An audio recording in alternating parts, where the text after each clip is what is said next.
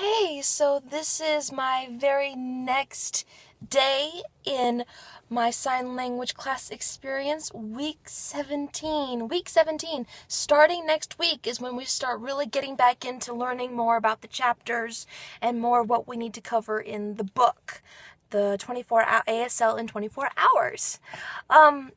This week we talked about something that I never really thought of before. At least I don't think I have. The importance of what volume really means in sign language.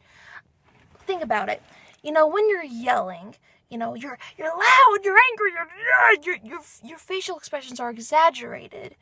Well, in ASL, it's something very similar, except it's with your hand gestures. Your hand signs are much more elaborate and bigger, and the bigger that they are, the more volume it means, if that makes sense. So not only does if you're angry, not only does your face need to show anger, but so do your hand gestures. Like, why? What? Why? Just like that. Who? I have to know who. So that was something interesting that I just never really, I don't think I ever covered it before. Like, my instructor is totally okay with me doing these, but I've never really thought about, how big our gestures are. I've thought about, the face, because the face shows what you mean and how you're really feeling. But, the more you emphasize your hand gestures, the more it becomes clear what you're really thinking. And it's amazing. Go and do some people watching. Watch people. Study their body language. Study their faces. It gives you an idea about what they're really thinking. It really does. And if you can sense really bad vibrations or a really bad mood off of somebody, if it's somebody that, especially if it's somebody that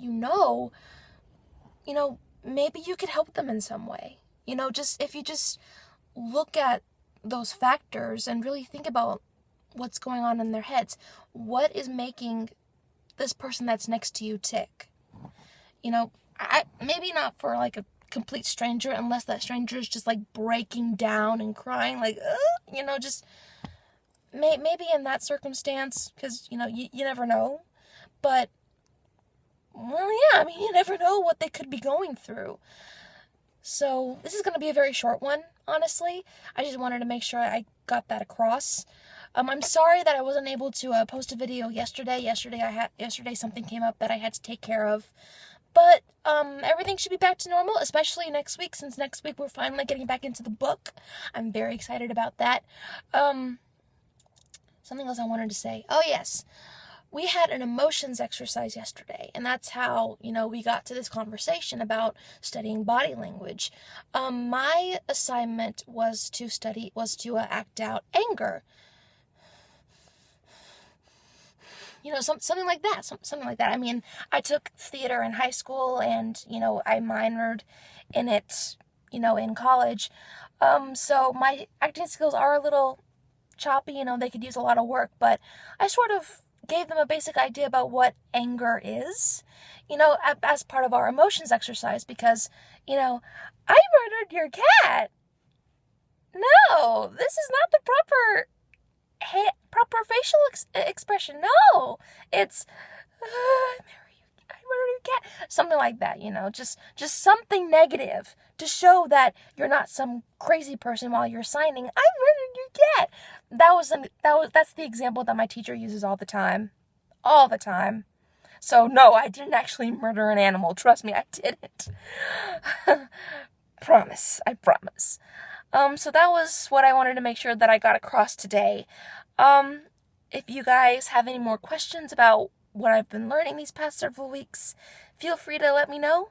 But other than that, I will talk to you next week. Later.